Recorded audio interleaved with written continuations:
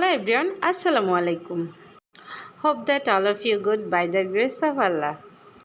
This is Mohim Akhtar, your study friends. We'll learn together, inshallah we'll enjoy. আমরা একসাথে ইংরেজি শিখছি এবং অনেক ইমপ্রুভ করছি আলহামদুলিল্লাহ. In this video, I'm gonna share all of you parts of speech. আজকে যে বিষয়টি শেয়ার করব সেটি হচ্ছে parts of speech. ইংরেজি শেখার জন্য আমাদের গ্রামাটিক্যাল কিছু নলেজ থাকতে হবে। ক্লাস 2 থেকে এইচএসসি, এসএসসি, মাস্টার্স সর্বক্ষেত্রে অনেক গুরুত্বপূর্ণ parts of speech. What the definition of parts of speech? সেন্টেন্সে ব্যবহৃত প্রত্যেকটা অর্থবোধক শব্দ বা ওয়ার্ডকে পার্টস অফ স্পিচ বলে।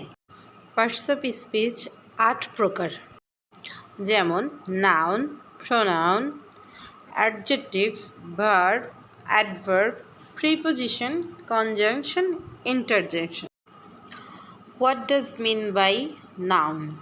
Noun is a word which is the name of a person, place or things. অর্থাৎ কোনো ব্যক্তি, স্থান, বস্তু নামকে নাউন বলে। যেমন রানী was a doctor. English is an international language. What does mean by pronoun?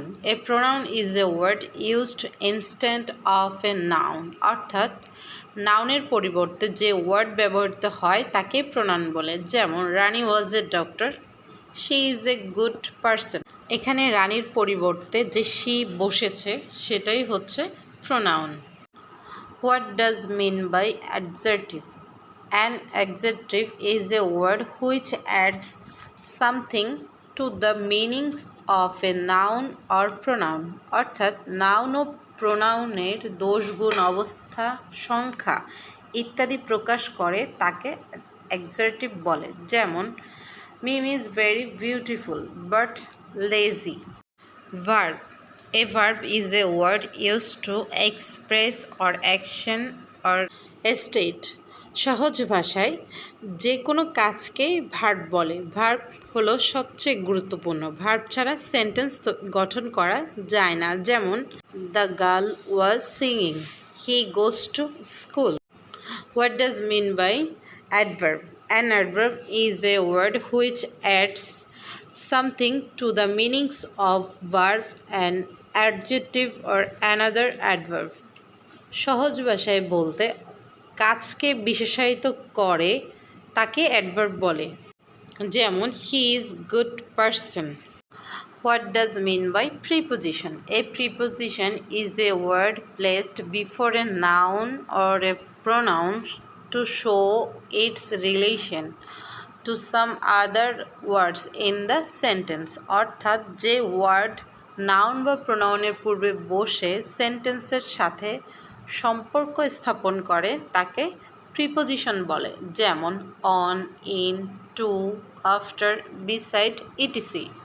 What does mean by conjunction? A conjunction is a word which joins two or more words or sentence. অর্থাৎ যে word দুই বা ততোধিক word বা সেন্টেন্সকে সংযুক্ত করে তাকে conjunction বলে। যেমন Raju is a boy but Meena is a girl. Learn English or leave the class. What does mean by interjection? An interjection is a word which expresses feeling or emotion. অর্থাৎ যে word দ্বারা মনের আবেগ, অনুভূতি প্রকাশ করা হয় তাকে ইন্টারজেকশন বলে। যেমন hurray, we have win the match. Grammar নিয়ে ভয় আর নয়, এভাবে শিখলে সারা জীবন মনে থাকবে। আমরা সহজভাবে শিখব, আমরা গ্রামার ভয় পাবো না, আনন্দের সাথে শিখব। Without grammar English can not possible. ইংরেজি শেখার জন্য গ্রামার খুবই গুরুত্বপূর্ণ। ভিডিওটি কেমন লাগলো অবশ্যই কমেন্ট করে জানাবেন। Thank you for watching. আল্লাহ হাফেজ।